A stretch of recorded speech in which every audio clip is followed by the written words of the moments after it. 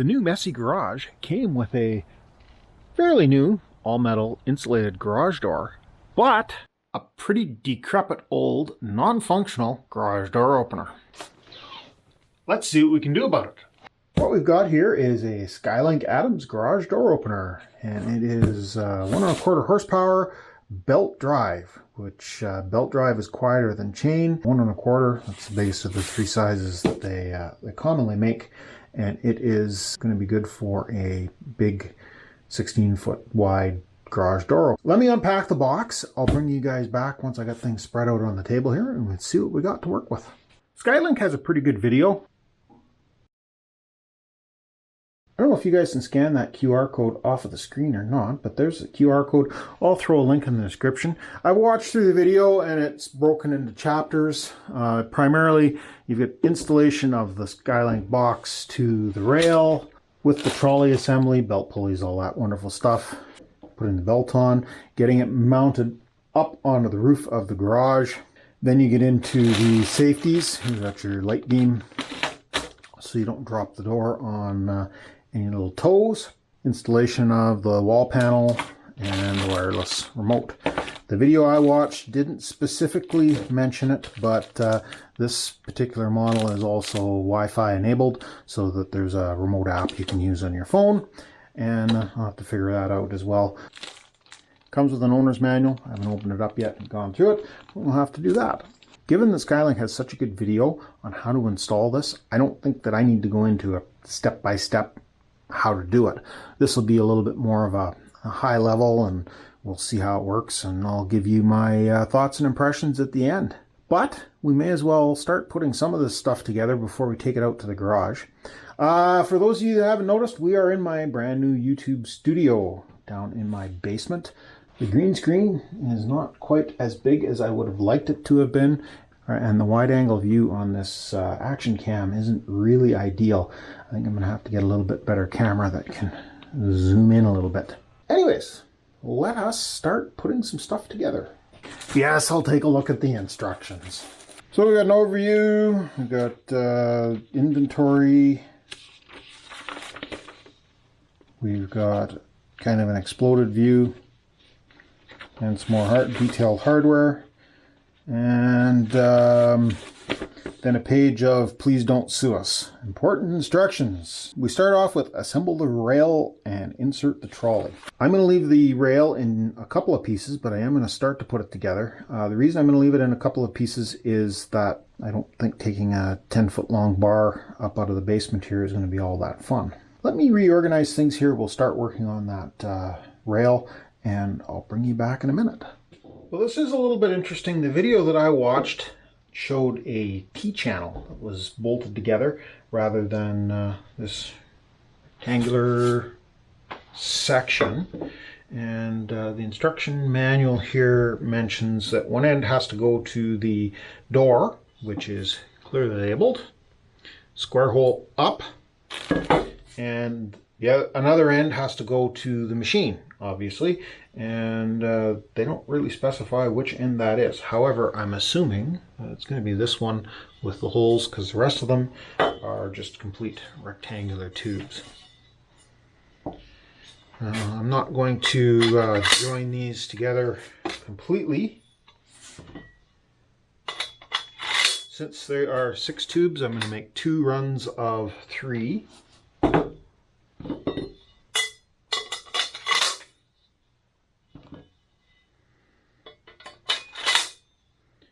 Door end and what I assume is a machine end. Here is our trolley that's going to go back and forth. This kind of cushioned adjuster is what's going to go in here. There's our emergency release handle. This bracket is going to fit in here. That goes down to the door. This bracket is going to attach to the door. Here's a belt pulley assembly that's going to go on the motor end, and it is going to slot into and have attachment bolts that go down through there and hold everything in place. This goes on the far end.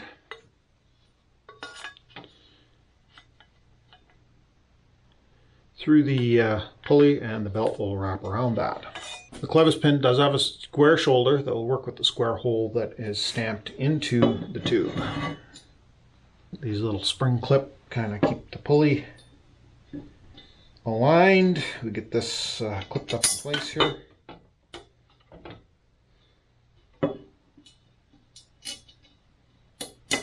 Set it up so the pin goes through easily. Then we'll put our belt pulley in. Lock it down, and spring clip or alligator clip or whatever you want to call it goes on. That's our door end. This assembly is all greasy, designed to they put some lubricant on the inside, almost looks like a petroleum jelly, like a Vaseline or something. Down in that rectangular hole they got a bunch of grease. On this, there's a picture showing the garage door, so that goes away from our mounting bolts. As I observed, that goes in there, drops down over top. The belt pulley slips onto the motor assembly. Tighten it down so it stays in place with these two Phillips head screws. You don't want to over tighten things or screwing into a bunch of plastic, that kind of thing. The motor end of the main beam slips into place. We've got our trolley installed just loosely here for now. And while you would think we would just throw some bolts in, they provide these doublers that hold the motor end of the beam in place. In package B, there's two different sizes of bolts, and one has a nut. We use the larger ones.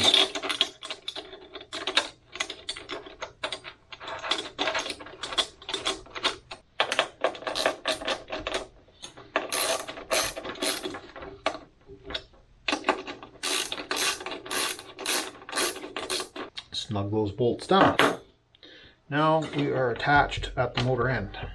At the ends of the belt, you can see we've got a single chain link. It's actually a master link that could be disassembled, and it will attach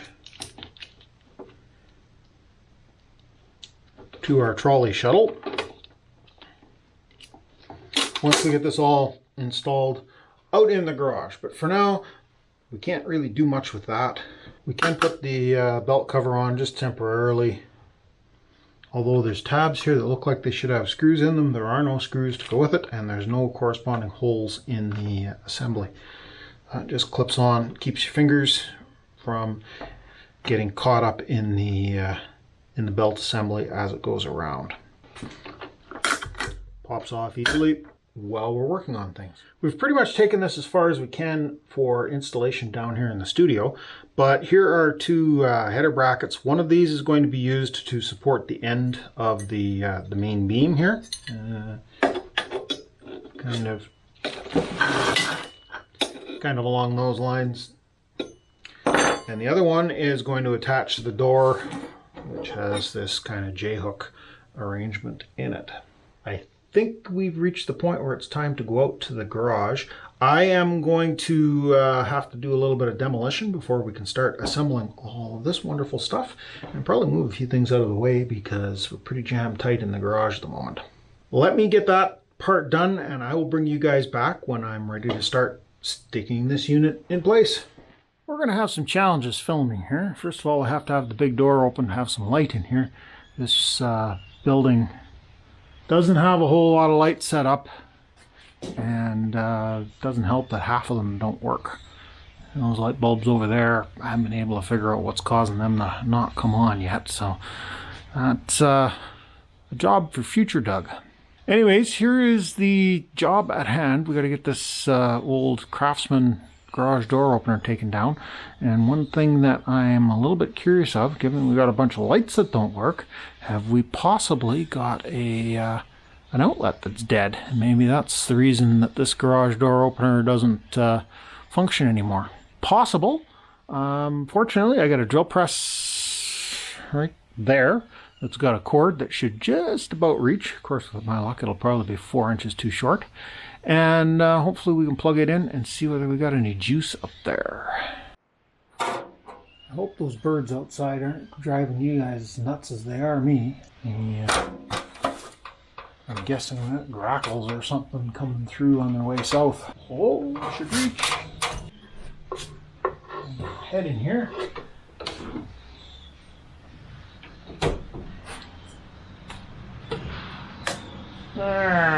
Probably not showing up on screen, but the drill press is not firing up. Well, looks like we got a little bit of wire tracing to do. Let me take a look around and see if I can figure out what's going on here. Not the best lighting here in the corner, but something tells me that you guys are going to get treated to a sketchiness removal video at some point for this wiring. This is the main feed where the wire comes into the garage. Down there's the conduit that runs to the house and comes off of that panel. And I don't know how well this is working with flashlights and hand-holding cameras, but up here, this black wire is the one that wraps around the garage. It goes up over the big door and feeds a bunch of plugins along the far wall, eventually wraps its way around to the automatic garage door opener. And we don't appear to have any power on that whole circuit. I've tried all the other plugins. I don't see anything that would indicate where anything's disconnected. So I'm guessing that somehow we're not feeding power to this. I have a pretty good idea what I'm doing with household wiring, but definitely do not take covers off of outlets, etc. unless you know what you're doing, because 120 volts or 240 volts AC can and quite often does kill people. Be very careful about this. That outlet works. It's not in the best shape and definitely needs to be replaced, but it works. It appears to be fed off the exact same circuit as the Troublemaker. This works, so the problem must be on the white. Well guys, after much head scratching, I've figured out what the source of the problem is with the electricity in the garage here. I don't know how well this shows up for you guys because this is tends to overpower. Right there in the middle of the screen is a notch in the wire. It appears the door came up and pinched the wire against the spring bracket. Matter of fact, almost looks like a little bit of a burn there. Maybe that's just some tar off of the wrapping, whatever. Regardless, it appears to have broken a conductor, and that is why we are not getting any power at those outlets. Now, I don't know what to do about it. The quick and simple repair would be to put an octagon box in and try and get the wires to stretch. But looking at it, there's not enough slack in the wires to do that. So that would mean putting 2 octagon boxes in and putting an extension in between them, which A, starts to get expensive, B, isn't really the right way to deal with this. Second of all, this is not the right way to run a wire. You should not have a wire exposed, stapled to a flat surface like we have here. That's just not the right way to run it. If you look up, you can see how the rafter has been drilled and the wire runs through the rafter. That is a more appropriate way of doing it, or the other way of doing it is to just run it on top of the rafter, nicely stapled down. Unfortunately, that is going to make it so that we don't have time to do any more with the video, so I think this is a good place to end it. We'll come back when we're ready to start assembling the new garage door opener. This wiring issue is not something that I was budgeting in the plan for this video. Thanks a lot for stopping by. Sorry to cut things off here at a bit of a cliffhanger, and we'll catch you guys in the next mass. Oh, if you got this far, give me one of those thumb up things, and if you haven't already done so, why don't you subscribe, maybe ring that bell icon, and catch a whole bunch of my other content. Thanks for watching. Well guys, in case you thought I was going to leave you hanging, there's the cord going up to the outlet for the garage door opener, and here's the drill press plugged in. We have motion. Oh, that was a bit of a job. Anyways, that's it for this video. As I said, thanks for watching.